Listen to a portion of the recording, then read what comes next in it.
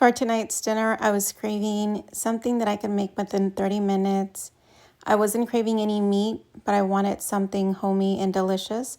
So I decided to get some zucchinis yesterday when I went to the grocery store. They were beautiful. And then I had some tomatoes that had already ripened. So 3 red Roma tomatoes, 5 zucchinis total, 3 garlic cloves, 2 small onions, cilantro, and corn. Now 3 tablespoons of olive oil in the pan. It's already been warming up. And it's time to saute our first ingredients. I'll add the onion and the garlic and then leave it there for 3 minutes. I do toss like 2 times during those 3 minutes. And here the onions and the garlic are translucent, fully cooked. And now it's time to add the tomatoes. The tomatoes, I do like to leave them a little bit longer, about 5 minutes, just because when you're cooking the garlic, the tomato, and the onions, I want them to really be sauteed and fried, because this is what's going to flavor the dish, and I don't want it to taste like it's not cooked. I'm going to add some pepper and some salt, ½ teaspoon. Mix it, and now it's time to add the corn. The corn, I simply drain the corn, and then I just add it.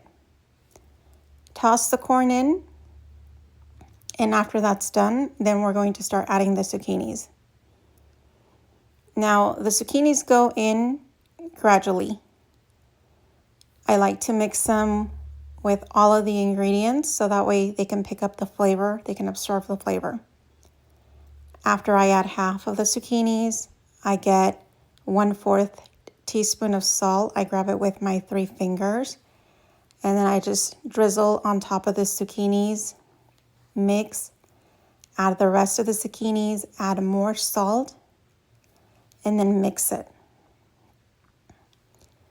I like to cook it on medium to high heat, and I don't like to cover it because the zucchini carries a lot of water, so I like mine more on the drier end.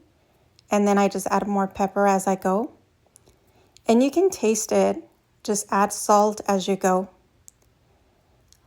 Let it cook for about a minute and then taste and see if it needs more salt or not. So here I'm adding the cilantro. I'm going to cook it for 15 minutes. So after 7 minutes, I'm going to add the rest of the cilantro.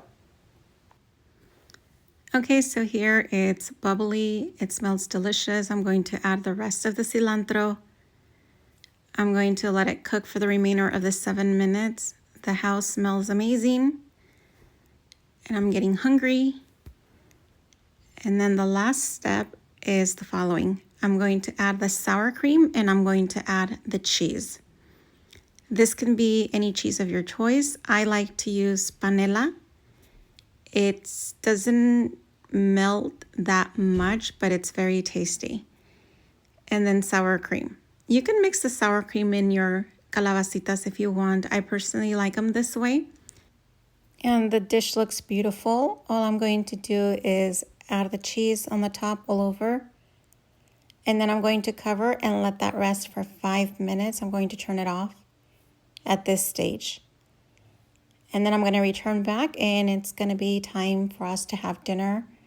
Here are the calabacitas. The cheese has already melted. And then I'm going to add the pork chop for the boys, and then I'm just going to have a bowl for myself. But this is it. I hope that you try it, enjoy it. Remember to like, follow, and share for more of my home cook recipes.